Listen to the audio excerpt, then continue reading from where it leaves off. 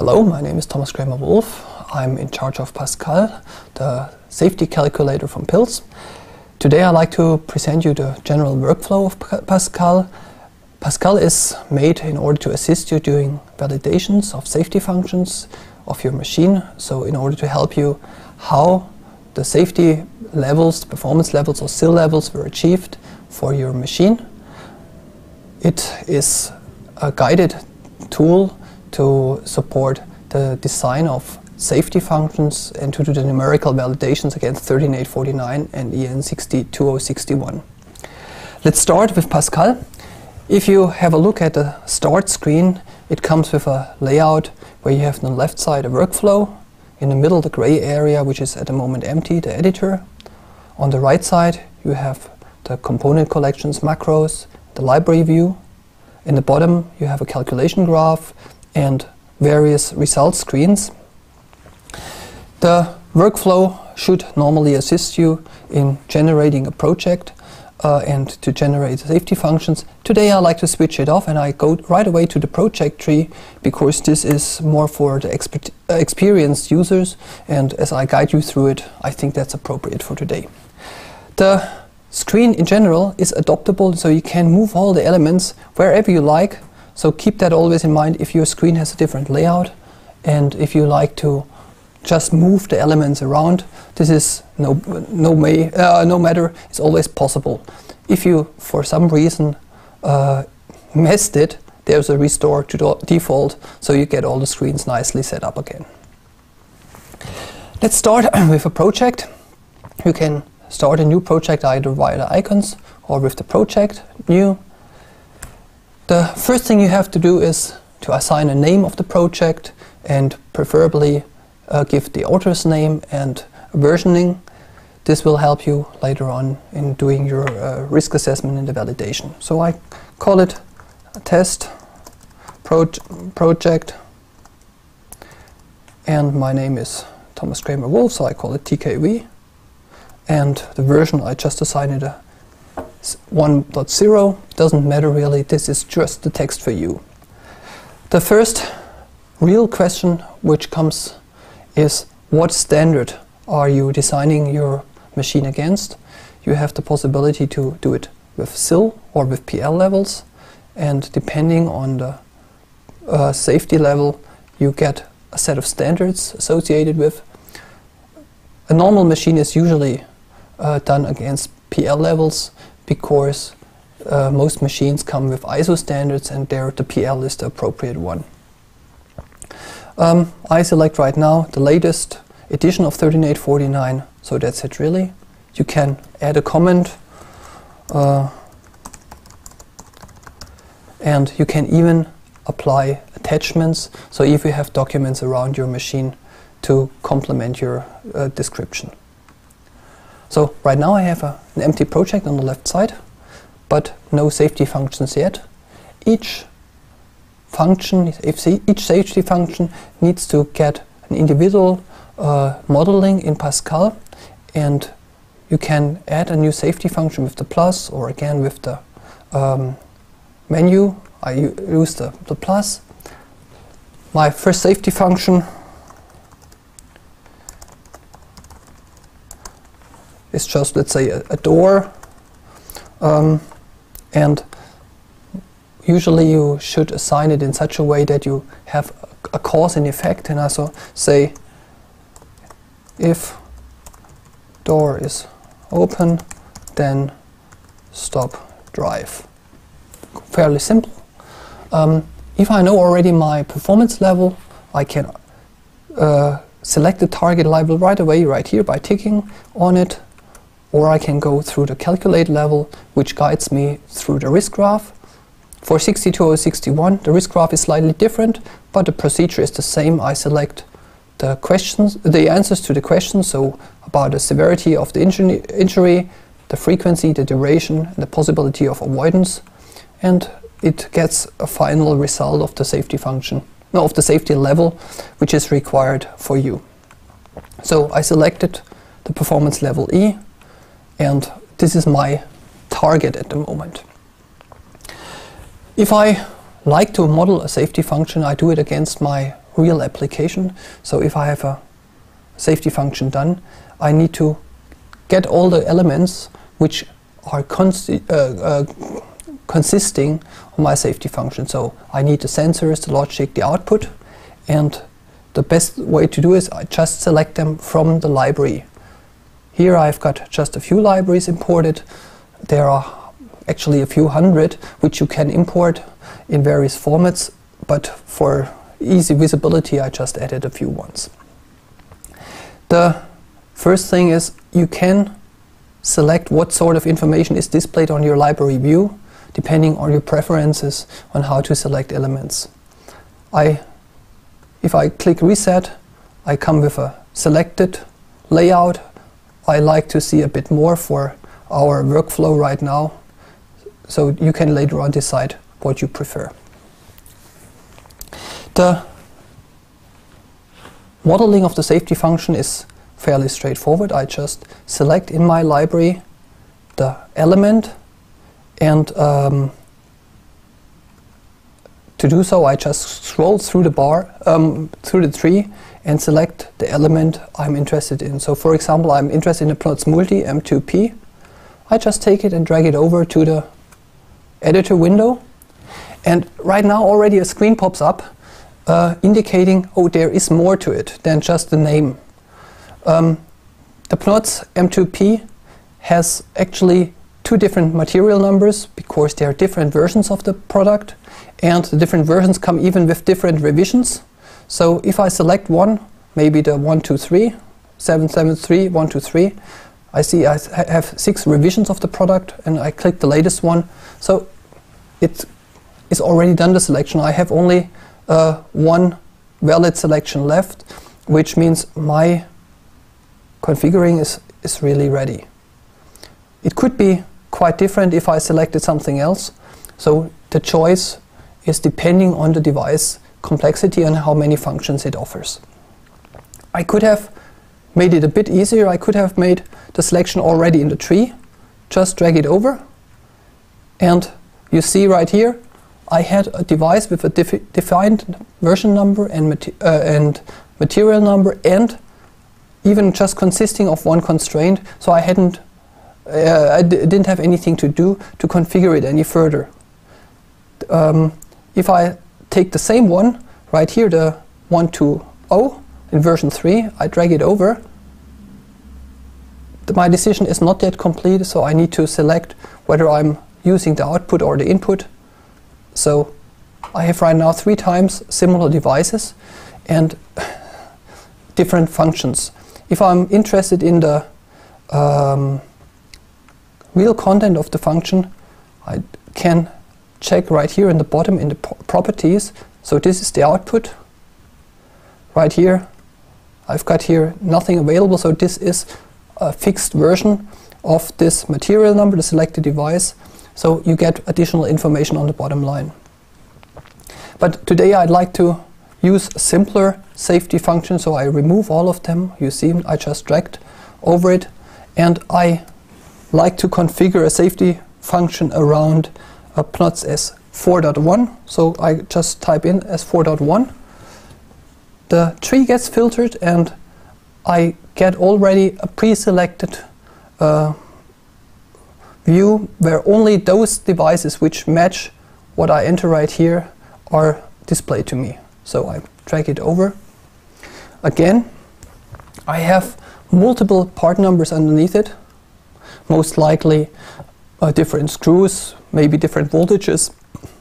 If I select one, the one I'm using, and click OK, my configuration of the logic device is done. For the sensor, I like to use a PSEN, and you see there are quite a number of PSENs, so I continue typing, say 2.1p, and the selection is really limited. And if I take the 31 type and drag it just in front of the logic device, then I need to configure that device. You see, it requires to input a bit. I know it's a sensor, and I know I like to use it this time as a dual channel one. So the configuration is ready, everything is green, but I cannot click the OK yet because it tells me there is a warning I must enter the number of operations, and this is on the next tab, the Configure Device tab. In this tab I see the use case which I selected, the part number, and I can right now enter the number of operations per time unit or time between operations. So depending on which approach I select, I need to enter slightly different values. So I'm right now using the way operations per hour, so 10 operations per hour. So I could select another value as well, but I use it with the 10 per hour. The next two values are for cases where my machine is not constantly working. So if I have a typical machine designed for a normal workshop, there's most likely not a 365 days working year. It's more likely something like 220, 240 days per year operation. So I entered this limited number. This needs to be reflected later on in the manual, but I can do the calculation against that. And the same is true for the number of operations, the operational hours per day, per operation day. If my machine is intended for a one-shift use, then I might like to enter right here something like 10 hours. If it's like a two-shift use, 2 times 8 would be 16, plus some extra, maybe 18 hours. Let's start with the 10 hours for today. At the maximum, I would need to enter 24 hours. That would be the worst case. So in this case, I've did the number of operations. I don't need to do more. The rest is done by Pascal. But we are coming to one more set of data, the fault detection on the wiring and the diagnostic. The fault detection on the wiring is something, if you have a device in the field, the wiring becomes a systematic issue.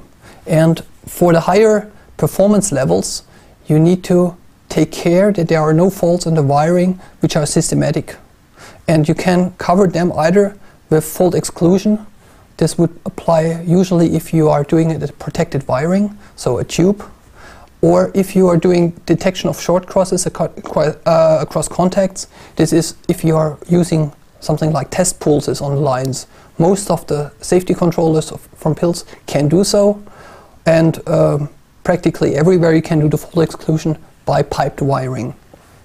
So I just cross fault exclusion to be on the sample side. The diagnostic coverage is a critical issue. If you have a dual channel device, you need to tell, okay, what sort of diagnostics is possible. You can enter the value right here manually. If you are uncertain about what to enter here, the F1 key helps you and pops up a screen with help about how to configure the components. There you see information about the configurations, and besides what we just discussed, a bit down the line you find diagnostic coverage, and there is a screen estimating diagnostic coverage. By clicking that, you find the complete list from 13849 where you see the diagnostic coverage measure on one side and the DC value which you can achieve on the other side. And as I know, for a typical sensor, if I do a cross-check across the two channels, I can achieve 99% per the standard. I'm entering just those 99% right here. So you find already we've got two devices, the input and the logic, and those are visible in the calculator graph. The sensor, there's the input right here, and the logic, I just make it a bit larger, down here. What we need is some sort of output device. We said we want to make a door protection. So if you are doing it the traditional way, just using standard relays, we made up some sample macros where we have typical output and relay configurations. And right here I just have the scenario 2 relays with nominal load. I just drag it over, and what it does, it comes along with 2 relays in a dual channel setup. This covers quite a bit of configuration by double clicking. You see, okay, it's once per hour, so I might need to change it to 10 times per hour, and I need to do it actually on both, but it may not be necessary if one of the relays is not really switching all the time. I do it anyhow. It's up to you. So we have right now the complete safety function, and in some cases you need to actually switch off two independent risks. Maybe you have two different drives with two different relay contactors. What you can do is you just add a second set of relays to the safety function, or I just remove it again. I copy the same within the same subsystem. So I use copy and paste. I could do so with the keyboard as well, but then you wouldn't see it. Copy and paste. And if you look carefully at the calculation, you realize that the result is quite different, because both approaches are equally valid, but this one yields in a better value in the terms of probability of failure on demand. So this is the better result, while the other one is the easier to configure. It depends on you what reflects your real configuration better. It would be even possible to change that to a single output. So if I click on that and click on number of channels, single channel, you see, then I've got a single channel layout, while the other one was a dual channel layout. I could switch it back, or could undo it just by the undo button. So this could be my first safety function. You realize it's indicating the result in red. I just make the safety function a bit smaller to reflect it on a small screen a bit better, so I can show more. I see the safety function is, the calculation is fine, but it's indicating in it red. What do I need to do? I need to come up with the common cause failures. We have a separate screen for it, the CCF editor. The CCF editor comes with those questions. You can comment them, but if you scroll down, you have to click the individual answers to your questions about separation, segregation, diversity, about design and analysis, about your competence, and about environmental issues. And you need a number of points. Actually, you need 65 points out of 100 in order to get the necessary green level. As you see, as I ticked the last one, the green level did pop up. I changed back, so I've got my safety function now ready. Everything is green, and the result is target achieved, CCF factor achieved. You never have just one safety function, so it is very common that you have similar safety function. Let's say you have the same device again with the same outputs, but you like to copy the safety function. All I do, I copy and I paste the safety function, and I have right now a duplicate of the same safety function. We've got right here on the top two safety function popping up. I can add the properties and say, okay, that's safety function 2. So I just changed the differences, and let's say the safety function is not depending on a door but on a light curtain. So I've got my light curtain, the safety level, the performance level is the same. What I do, I just replace the sensor by a light curtain, the one I like. And which one is the one I like? Let's take, for example, that one. Take it, and here's my light curtain. So I've got my second safety function already done, because I use the same electronics, I use the same actor on the output, and I didn't need to configure those again. So practically I'm ready. I could do so for each safety function. I go over and over. You will find most likely something like 20, 100 safety functions, depending on the complexity of your system. Once you're done, naturally first save it and then generate a report. The report generation is done depending on the version you have. If you are using a licensed version, you can select of what is about to show up in your report. You can define the headers, the footers, you can set a company name, you even can select the detail level of your contents, and you can even set the language of the output and the format, whether a PDF or a Word document. So once I set that, I may like to configure a few templates. If I just discuss it with my colleagues, I don't want to have the overhead. If I want to post it to the notified body, I like to have everything.